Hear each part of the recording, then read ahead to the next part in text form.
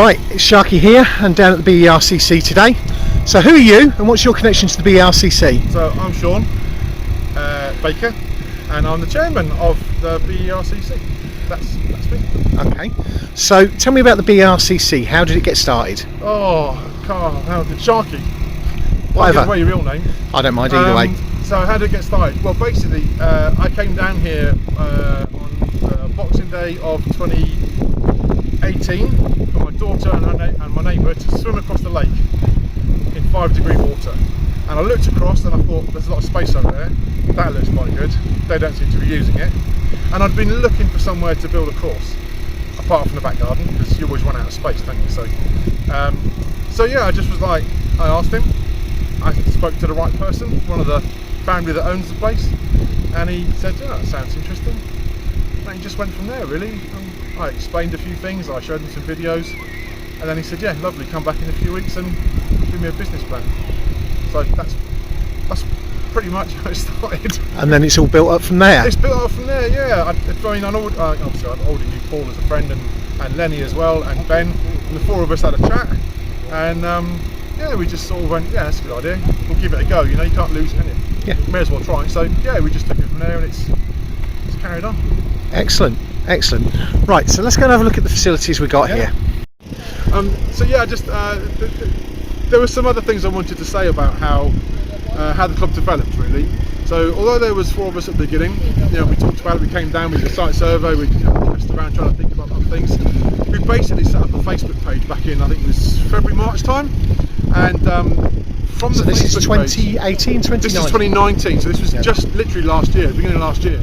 So we set up the Facebook page, and the idea was that we would have build days, build and fun and play days. So we sort of promoted that, we went off to other clubs, we talked about it with other people, we promoted it through Facebook, that we were starting the club up, and we needed help basically, because there was 4 of us, and as you can see there's a lot of stuff behind me. Now physically I did very little here. I collected stuff, I put logs and rocks and things like that, but actually there were many other people over the course of 6 months that devoted their weekends to building this course, this club.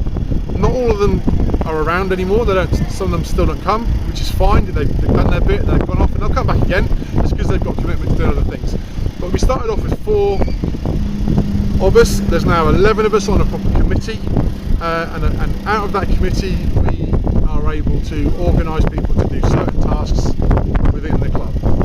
So Paul, for example, is our social media guy, Lenny is our building person, and he has Matthew that helps him a lot. You know, that we've got John and Brendan that come in and do bits and pieces as well. Ben turns over, and then we've got Dennis, who's amazing. Victor Dennis, who does loads of different bits and pieces, he helps us with the risk assessment, he builds stuff. So you've had those people, and then we've had loads of others that have come down from all over the country on the build days to build what is here, you know. And it literally took 6 months, from nothing to the 28th of July last year when we opened to this. We've moved things around and it's developed more since then, but if it wasn't for those people we would have nothing here. And I think it's really important that people know that it's been an RC community coming together to build something for the wider community. Thank you. So under COVID-19 there's some special policies and procedures in place. We'll go into those a bit more later. So you brought one of your trucks down, which is this? Yeah, it's I'll very quickly tell you, it was an Element RC Funduro, but I bought some chassis rails, some low centre of gravity chassis rails from Deadlock RC in America that was specifically for it, changed it around, so it's still running all the Element running gear. It's got an Axe 1200 hobby wing system in it. It's running Boom Racing heavy alloy wheels, as you can see, and Proline BFG crawlers, which are, I think they're 4.75. Cool. They're not weighted apart from the tyres, the wheels themselves. Yeah, it's super noisy. Runs on 3S. I think it's got a 23 tooth pinion in it as well, just to give it a little burst of speed every now and then. Cool. But otherwise it's super slow and very capable, thankfully. Yeah. So is this your favourite truck? Yeah, this one, I'm a bit of an Element fan, to be honest. Since they came out, I pre-ordered one. I've never done that before. I pre-ordered an Element, superb truck, absolutely love it. It's probably one of the best performing trucks that I've ever used, to be fair. Easily keeps up with every TRX4 of any kind. The Sport TRX4 is very good. That's about the only real competitor for it, I would think, personal opinion. But you know, there's lots of other trucks out there, and they're all good in their own way. Cool. But yeah, I've got another Element which I've changed completely, and I'll maybe show you that later on. Okay, that's cool. Very different. Cool. Right, let's get on the course and see the facilities we've got here. So,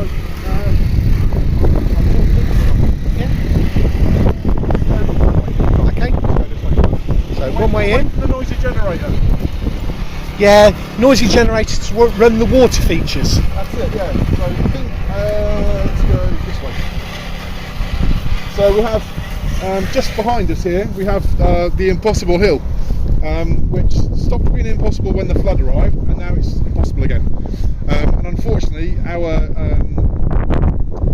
rubber bungee, straps that you pull your car with, they've all disappeared, and they were supplied to us by Overland RC, who are fantastic. They do lots of scale stuff. We have an Overland RC Hill, which was you could only get up in with winches. And again, they gave us the stakes and so on. But we've had to remove that kind of stuff because we can't have people touching everything because of the COVID-19 safety rules and regulations. Cool. So I won't go up the Impossible Hill, but I'll come and do it the wrong way around in a minute. Sounds good. This is like a tester to start the course. So what we do is if people haven't been here before and they're quite new to the crawling scene and they maybe have a relatively basic truck, rather than throwing them straight onto some of the harder log crawl and the rock crawl over there on the mound, we get them to start here so they get an idea of how their truck's going to perform, so they don't just strip servos out and stuff straight away, because the rock crawl over there I've had 3 servos go and they were all half decent, so you have to be a bit careful. So we try and get people to use this bit first, get an idea of how the truck's going to perform and what we've got here, and then sort of work their way around a few nice obstacles and then go onto the mound and really go for it. So cool. Yeah, so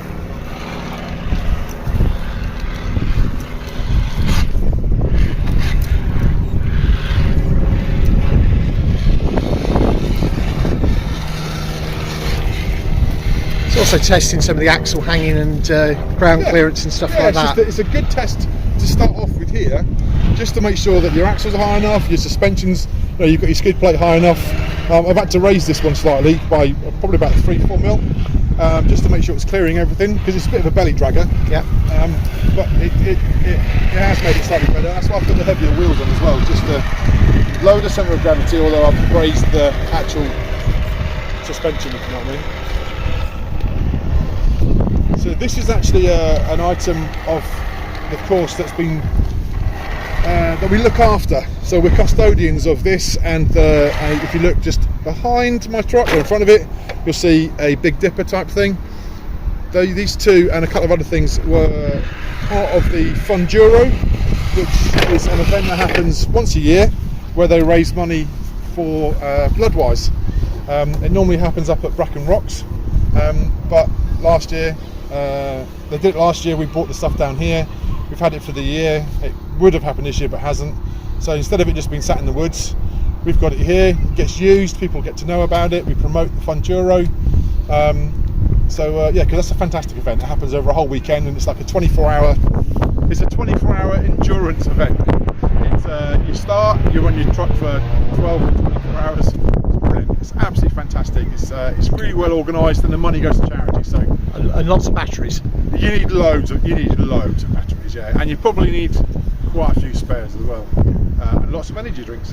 Cool. It's brilliant. And when that comes up, we talk about it at the club. We promote it on our group page, and they're a lovely bunch of blokes who run it. So we really try to support it if we can. So, excellent. Right, let's have a look, see how this goes over this.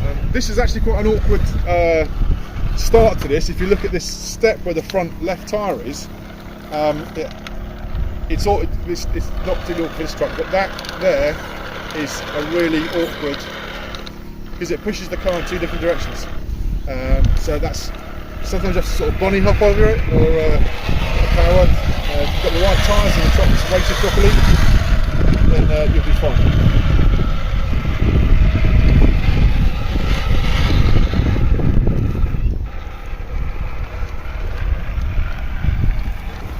So what we'll do now is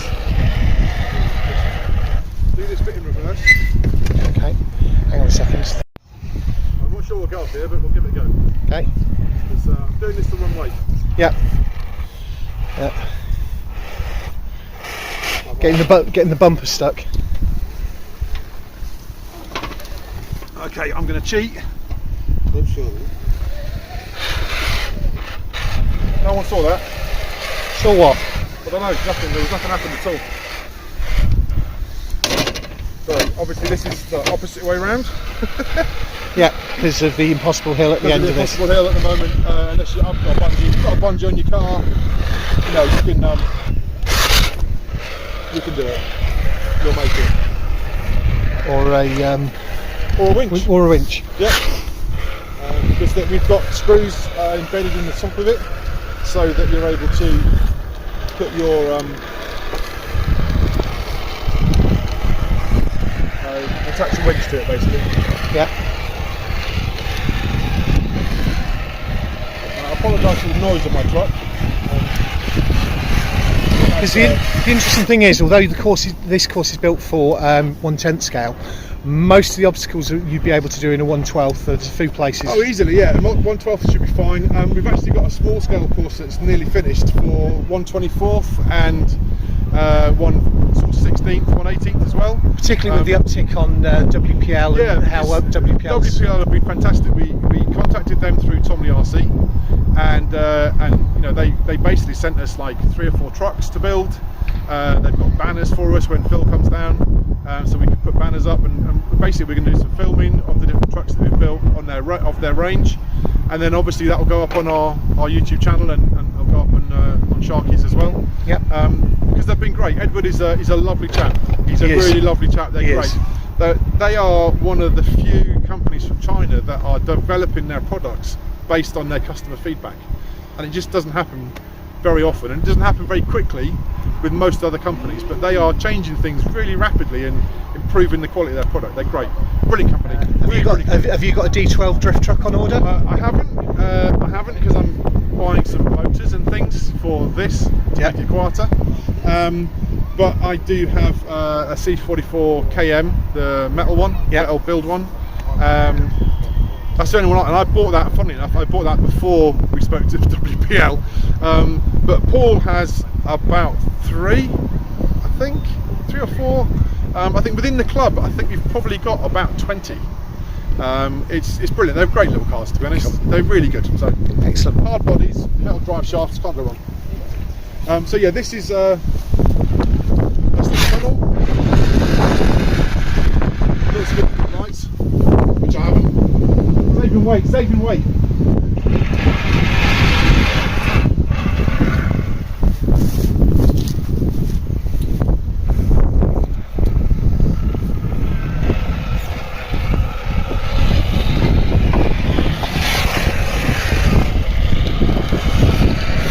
At this point in time, I actually stood outside the course, behind the blue rail, in the area where COVID regulations aside, normally spectators can stand and watch what's going on. We allow spectators. So if you come with your partner, you know, and they're not driving at all, then they can stay behind the blue rope that goes all the way around our area. And then if they get bored, which you know people do, it's fine. On the other side of the lake, there is the Cable Cafe, where you can get a multitude of lovely tasty treats, from bacon rolls to chips and steak burger things, tea, coffee, cold drinks, the lot. There's toilets over there. You know, you can sit down and have a bit of a sunbathe if you want, and then when it gets really hot, you can have a paddle in the lake. Brilliant. What a place. So lucky. You are. Great facilities. So this is the Impossible Hill. Yeah, as per usual, as every YouTuber will tell you, it doesn't look much when you look at look at it like this. When you look at it straight on, you can see how much of a downward angle that is. This is the axe system, so I've got to keep my finger on the throttle for it to move. otherwise it stops. Because you've got decent grippy tyres and the tyres. These tyres are great.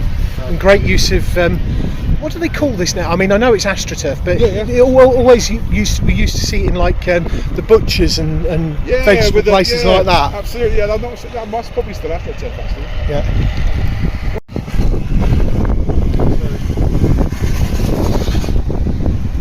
So this is an original seesaw that we had, and then we built this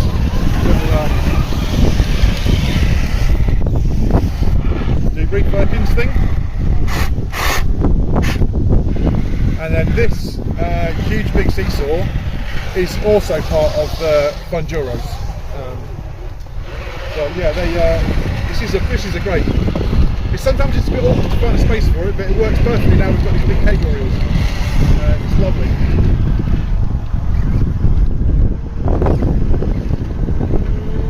You just hope that your truck is Heavy enough.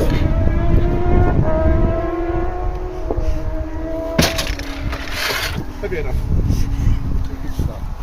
I sometimes get stuck. Although my truck is definitely heavy enough. I'm absolutely certain. Right, so yeah, cable reel, quite handy. Nice big thing.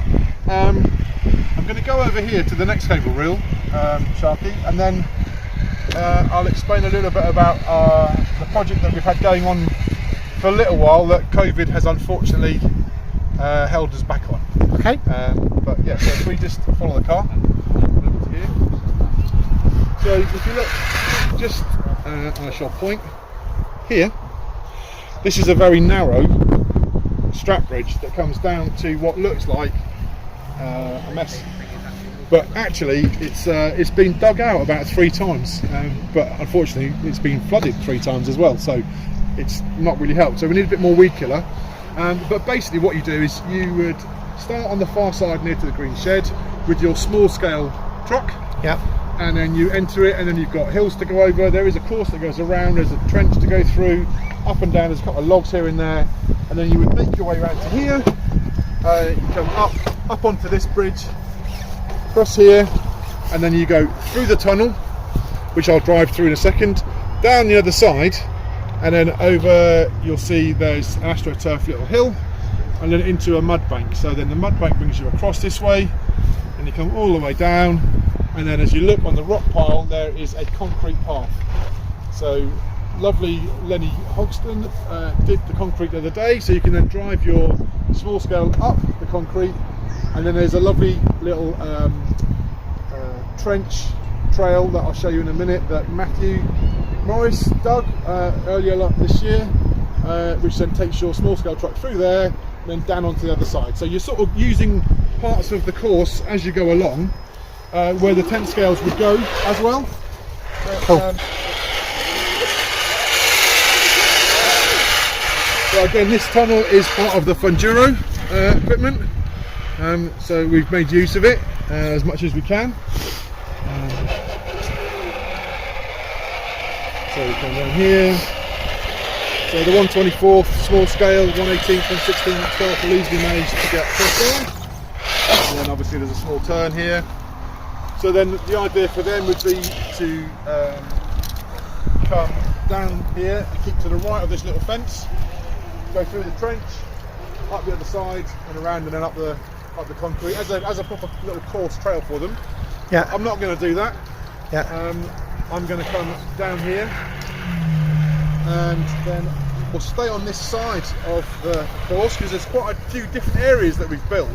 We've tried to do like sections that you can go and play in and stay in one area for a little while, or you can literally drive right around the whole course using everything. So some people like to go to an area and go, oh, I can't get over that, just like Matthew's car can't get over this bit now. So, you know, he may very well stay there for a while with his axle stuck. Oh, there we go. But you might come back and try it again, and that's the idea. There's enough challenge here for you to not be able to do something and go, I need to get that bit done, and so you can stay there. And it's not too hard, but it's enough, you know. So we'll go off this way, because this way we have what we call the 40-foot trench, and then I don't really want to go through this, to be honest. Well done. But I'm going to go through it because Well, it's one of those things that you just have to go through because it's mud and it's water. And it's only so deep because there's a concrete layer on the bottom. So I'll let the Land Rover go through first. It's not that deep, but it's quite muddy. If you go through slowly, you're fine. But it's more fun going fast. Ish.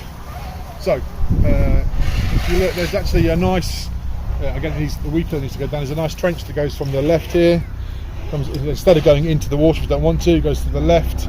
You can climb out, or you can go under the bridge and work your way around under the tyre, and then you can go back up that very difficult branch ramp. And it is really awful. It's a very difficult thing to get over. So what I'll do is I'll come through here. This bridge I actually collected from the now defunct, unfortunately, centre point crawler course and track that was up near Derby, which was an amazing facility, but unfortunately they weren't able to stay afloat. And I was able to salvage that before everything got thrown away and burnt. So it's a really cool little bridge, to be honest. We love it. It's one of the first things we put down. I don't think it's really been moved since we got here, is it? No, I don't think so. So there's a little trench here.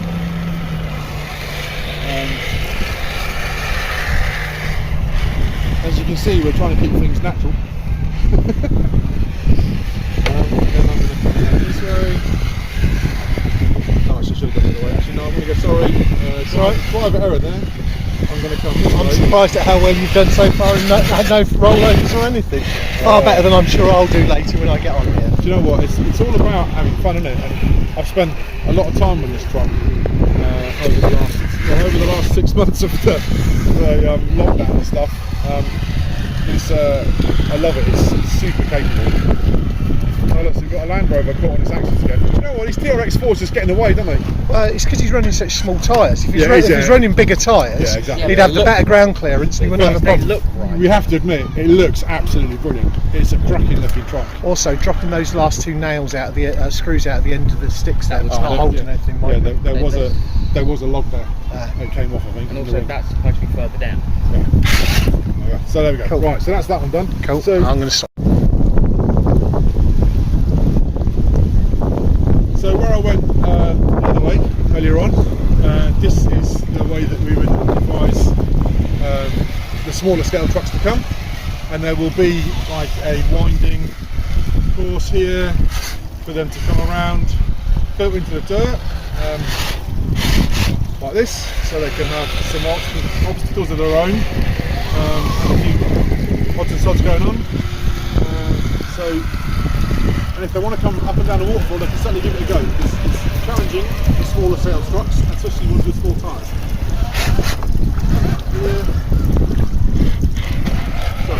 Some nice axle flex going on there. Yeah, I have to admit, the LCG chassis gives you a lot more mounting points for your shocks. And these are actually the shocks from the Overland RC builder's kit.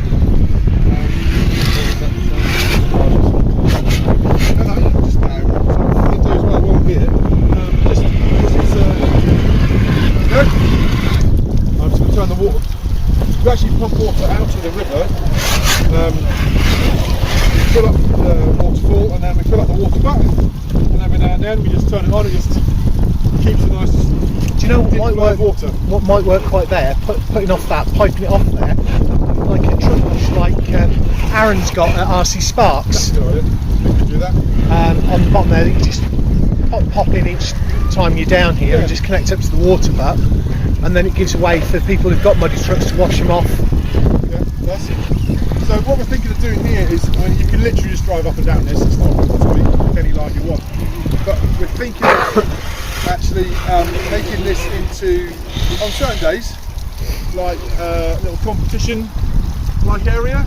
So we'll have gates down the middle, gates either side, and then we mark the gates that you have to drive through. So you literally go from one side of the waterfall to the other. You have to, lots of sharp turns. There's a bit more an obstacle then. So you're coming at it from the side rather than straight on, because it's relatively simple to get up it. So we want to make it a bit more challenging. Excellent. So we will have competitions here. would have had already, to be honest.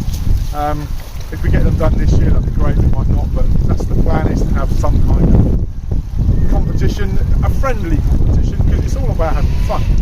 We're a fun club, we're a family club, and we just want people to enjoy themselves, really. You know, we want to have a laugh and take the mick out of each other when your truck falls over.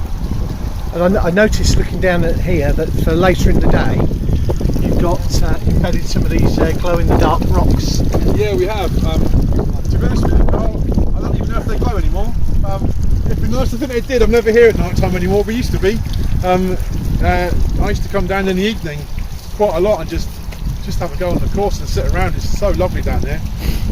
But you know, this summer being the way it is. Yeah. But yeah, they should glow. It'd be nice if they did. So the idea would be something along these lines where you've literally got to go from one side to the other.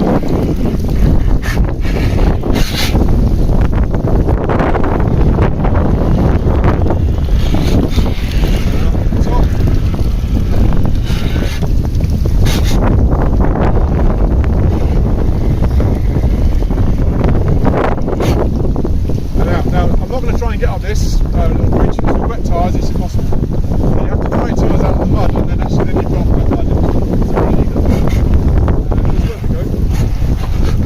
Can you stop for a second? Yep.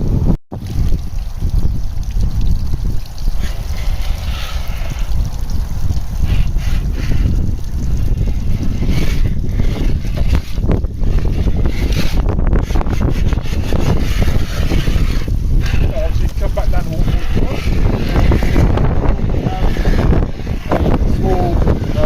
Wheel wash type thing. So again, we can have a little gate at the end to make it a nice tight turn onto the AstroTurf. And then we have this little branch bridge coming up. Particularly tricky with wet wheels. They are really awkward actually. You don't realise how slippy these old logs get when they dry out. And this is wet tyres.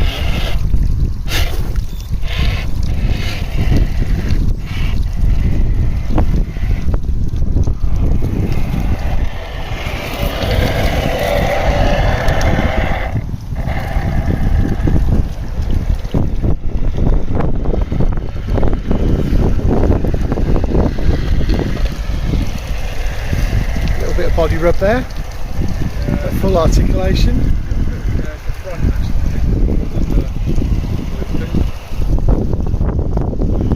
Nice use of the post to spin you around. Try not to hit yourself up.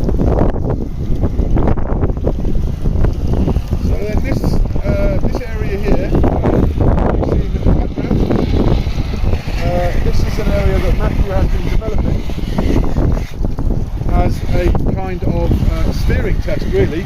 So we will have some plants in the planters, and the idea is just to try and, you know, put the rear of the car, get a good idea of how well you place it in the gear and get around the tight turns. A lot easier if you've got a dig on your... Yeah, dig would be great. And my car slightly cheats because it's got the element comes with 6% overdrive. This is running 12. And also when you give a little burst of speed from the 3S battery, then it really pulls the front round. So overdrive in the front is a definite. It's brilliant. To be honest, I think it's a great thing.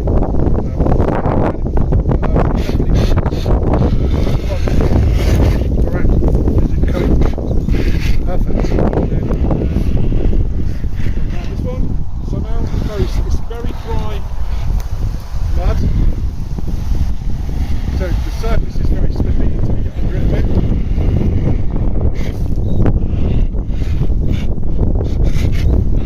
And for a wider block like this, it's never awkward. Would be easier with the smaller scale, so 1/12 or even if you're running one at 1/16 or 1/24, yeah.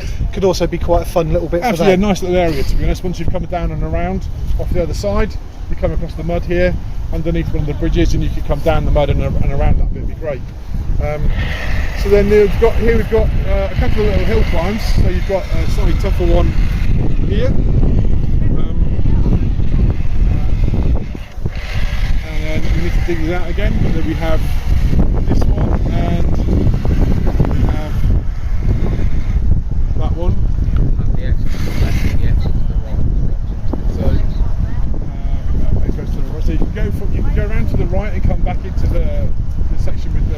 bridge. So you come back, you can go around to the right from where the car was and go around and underneath the door bridge, or I'm going to come around to the left and I'm going to come back down the hill. I'm going to go underneath, slide across the pairs,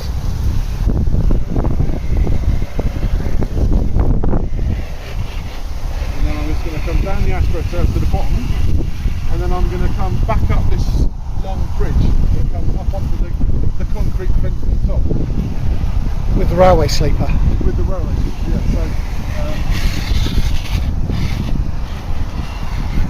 So if you look now, you can see that behind me is basically where we started. So we've actually now done a complete loop around the bottom of the mound, what we call it, okay?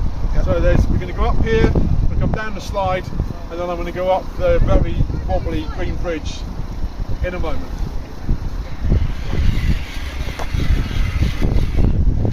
So this looks really easy, but actually it's not. It's not as wide as you think it is. The triangles are placed in positions, and then the next sleeper is actually slightly offset and slippier.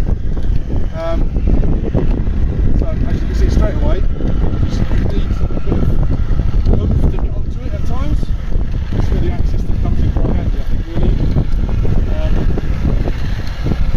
Yeah, constant speed up here rather than too much power.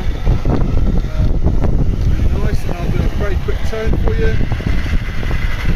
Actually, no, I'll tell you what I'll do. Instead of coming down the slide, just to finish this section off, I'll come back down. There you are. Can you see that okay, Sharky? Yeah.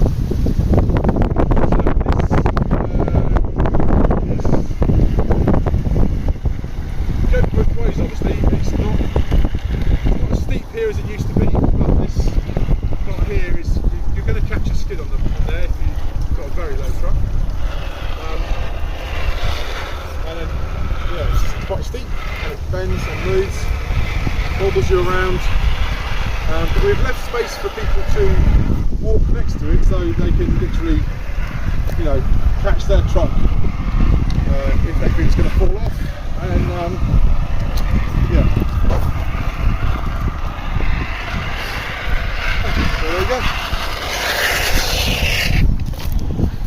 So that's given us a fairly good walk round of the course and stuff like that. Absolutely, yeah.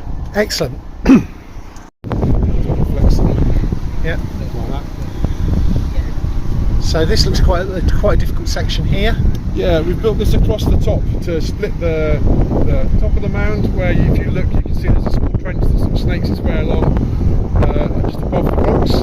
That's so when you come out with your small scale truck, you come across the path, and then where the roof tile is, and you snake your way around, and then you end up back on the far side of the mound, and then you can go on back to the other side where the wheel splash was and stuff. So a lot of thought's been put into the development, and obviously I know the site got flooded a few times earlier in the year, which you had to really redo a lot of work, but it's very clear that you've been working really hard, not only to make this capable for 1/10 scale, but also for smaller scale, so that it's more open for everybody to come along and join in. Yeah, absolutely. It's really important that people with fixed budgets at the end of the day, because you can spend hundreds and hundreds and hundreds of pounds on corners, or you could go out and spend 75, 80 quid and buy, you know, a 24 scale, or you can get a really decent WPL car with, you know, all the equipment for less than £100, and you can still come here and still enjoy yourself, you know, rather than just having it in your house or in your back garden very small. You can come here. The whole point of the club is to include people. We want people to come out, enjoy themselves, meet like-minded people, have a chat, learn from each other, and more importantly, we want kids. We want kids to come out and get away from screens and be in the fresh air and be learning about how things work. You know, when you watch the car and you see the suspension moving and you change that, it completely changes how the car works over certain terrain. And we want kids to see that and, you know, hopefully develop an interest of something else apart from playing on a computer game. Indeed, and one of the things that actually I found really good, because I was concerned, I don't have a big budget, I've been unable to work because of my mental health for a number of years, so I don't have a lot of money to spend on stuff, and there is a fear which I had until I met you guys, that because my truck only cost me £50, that I would be looked down upon, and that's not something that we've seen here. No, you know, you've got. It doesn't matter. Doesn't matter whether your truck costs 10 quid or £1,000. It makes no difference. It shouldn't make any difference. That's the key. It shouldn't make any difference. There's nothing in the world that should make any difference for somebody being able to go somewhere and enjoy themselves and be with other people. You know, it doesn't matter what your budget is. It's really not important. You know, because it was interesting, the first time I went out with you guys around in Warren, you were all running 1/10 scale rigs, and I took my 1/12 scale MN99, and I think I surprised a few people that day with how capable that little rig was. It went pretty much everywhere that the £700 rigs were going. This £50 rig was going. It did great. It did really well, to be honest. There's obviously places it's going to struggle, but at the end of the day, for what it is, it performed really well. You know, they talk about, you know, punching above the weight and stuff like that. It definitely punched above his weight. Yeah. The MN 90, is it? Well, 99. 99, and the WPL 14, C14, C20, 24. Yeah, those type of trucks actually perform a lot better than you think they're going to. Yeah. They look like toys, but they're not, and they do really well. And at the end of the day, there's a whole market and a whole demographic that buy smaller scale stuff and make it really amazing. They put a lot of effort into the body shells, you know, and that's great to see. It's not for me, but it's part of the hobby, and we want to try and include them in what we do. You know, you've got to do it. So, you come over the bridge over there from the car park, walk across here, across here and the social distancing area there. Approach over to the main desk where we can see Sean ready to check people in.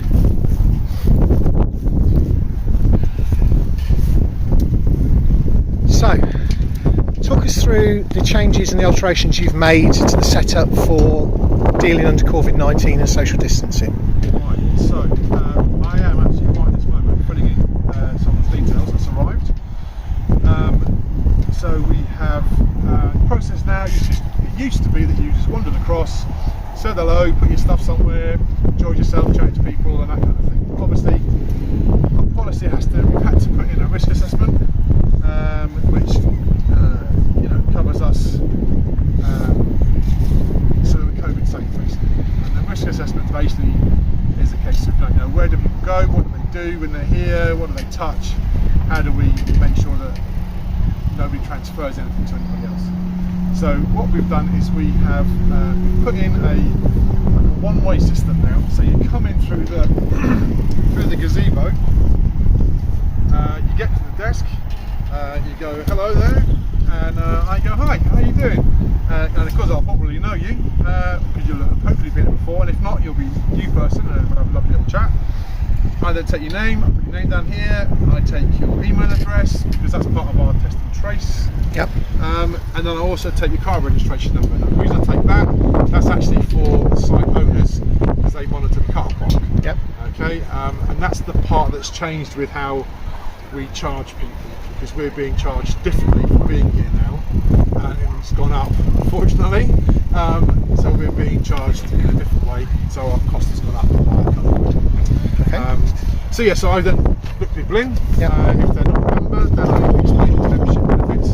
So let's talk briefly about that. Yeah. So if you're not a member, how much does it cost currently to come down for the day? So if you're not a member, it currently costs £12 a day. If you are a member, it costs £7. And how much is membership for a year? So membership now, because we decided as a committee that we would extend everybody's memberships from when we opened last July, because obviously people haven't been able to use the club for 5 months, 6 months nearly. So we've extended everybody's membership already to the 1st of February next year. So obviously now we're open, so between now and February, current members carry on as normal, and obviously they pay the £7. So we weren't going to take on any new members between now and February, but actually that just sort of seems to not give people the opportunity to save money at the end of the day, because there's benefits for that. So now what we've done is we've decided that between now and February, for the next couple of months at least, we're going to charge £10 for membership instead of the normal, it was £30 for the year. Yep. So that's what we've decided to do now, and you still get the same benefits. So you still, instead of paying £12, you'll pay £7.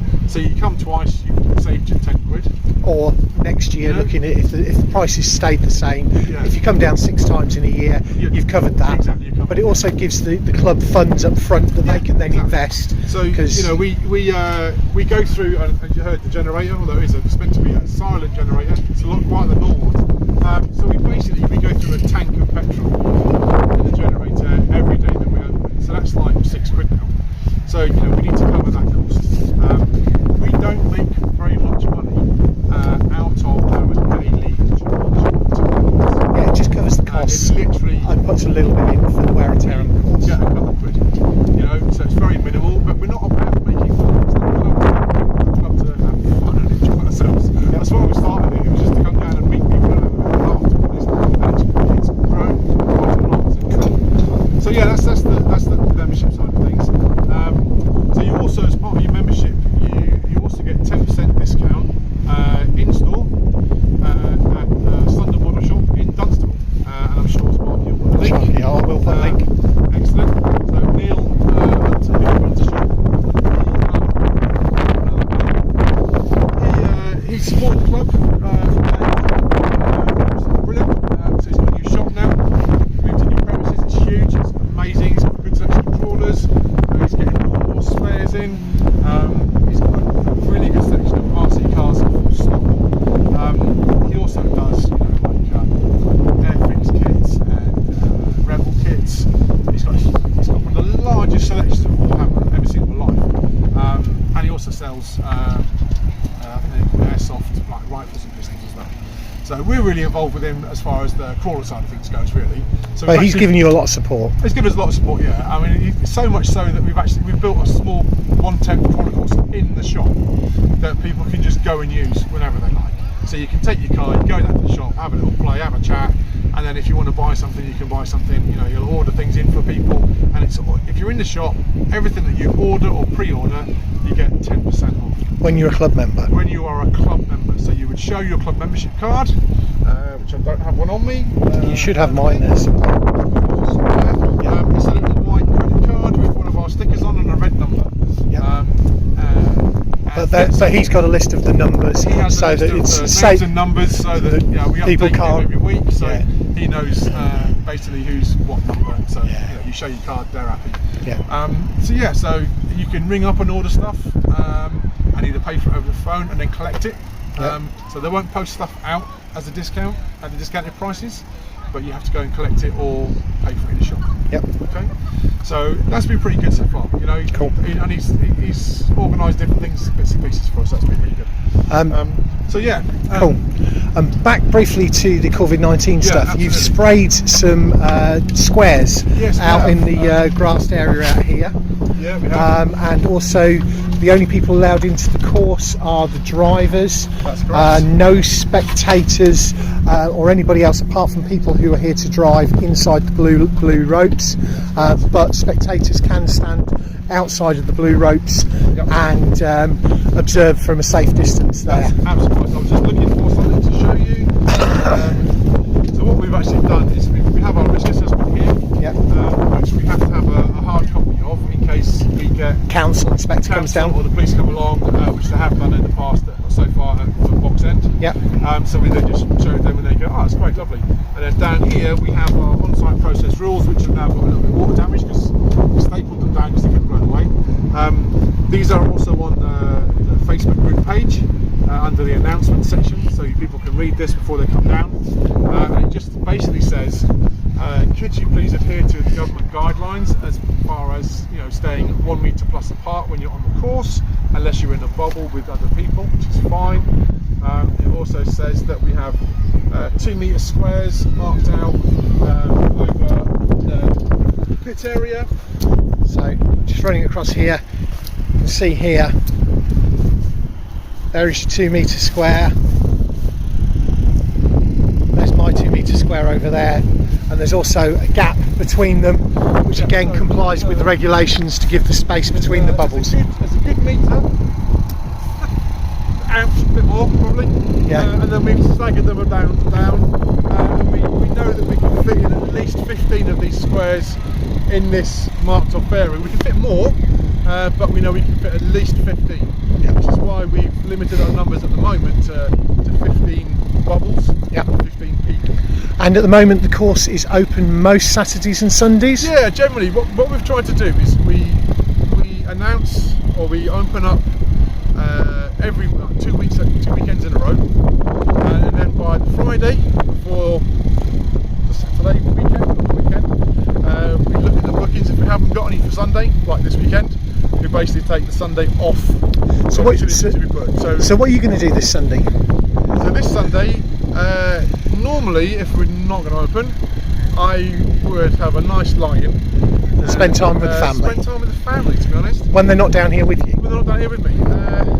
However, I've completely lost the plot this time, but there's an event going on down in Somerset, and it's called Southern Scale Trail. It's a bit of a tongue twister. It's the Southern Scale Trail, S.S.T. So that's on today and tomorrow, and that's been organised and run by Neil Brooklyn from Red Witches, who's the Holmes Hobby distributor for the UK, and Matt Teakle and Adam Clift and Andy and a couple of other people that will. And so are you going down? Are you going to take part? I'm going down there tomorrow. So I've really, as a club, we wanted to try and support it. We were all going down as a club to support it earlier in the year, but it was cancelled obviously with COVID. So now it's on this weekend. It's really cheap. It's like £15 for the day. It's fantastic value. It's in a disused quarry that's privately owned. There's 4 courses and 445 gates that have been laid out yesterday around the quarry at different levels of difficulty. So there's something for everybody. Yeah, it's fantastic. They've done a really great job of keeping it safe, because that's the most important thing at the moment. So they've got their rules in place. They've got their risk assessments done. People are keeping a distance apart, like we are here. There's bubbles, there's organised areas for people to go. It's really well organised, done a great job. They've got portaloos, they've got a burger van, and it's the first one. It's taken ages to organise. It's the first one. It's really exciting that there's a scale event happening in the south part of the country. We normally have the Scale Nationals, and we have the Recon G6, which happen in May and October, and that's up at Bracken Rocks, which is a fantastic venue, but that's like the other side of Derby. So it's central to a lot of England, but there's the west side of the country gets nothing. So they've organised this. It's 2 days. It's going to be amazing, and the success of the Southern Scale Trail SST this year hopefully will mean that Neil will be able to put it on a couple of times next year. And again, it's done for charity. So in a way, so the local school to where the event is happening have really supported the local school children in the area while the whole lockdown has been on. So the funds are going to that small school to say thank you and to help them. So again, it's a way of the RC community helping other people, because that's what we need to do. We need to try and help other people in life if we can, and it's a great way of doing it. So we're bringing the RC community together, making some money, it goes to a good cause, and so yeah, so that's tomorrow, mate. Yeah, that's SST, long day, going to be great. But yeah, this is pretty much how we are. So we've got it set up so you can come in, you have your designated space, you're nice and safe. Yep. We have a one-way into the course, we have a one-way out of the course, so that people are staying apart from each other. And while they're on the course, we're asking them to stay at least a metre apart. So unless they're in a bubble. Unless they're in a bubble. So you see, there's a lad with a hat on, and there's his brother and his dad. Over to the left and over to the right, we have another couple of young lads here that are trying to truck out that they've brought down. So we're just trying to keep people apart as much as we can. Have a good time. Okay. Thanks very much, Sean. I know this is going to be really long. I'm probably going to upload this in like a podcast format, because I mean this segment alone is 13 minutes. Oh, you're asking too many questions, Carl. Well, I know, but it's getting the information out there. So thank you very much, Sean. I'm now going to go and put the battery in that thing and go and play. So anyway, I hope everybody has a great day, and I'll catch you soon. Sharky out.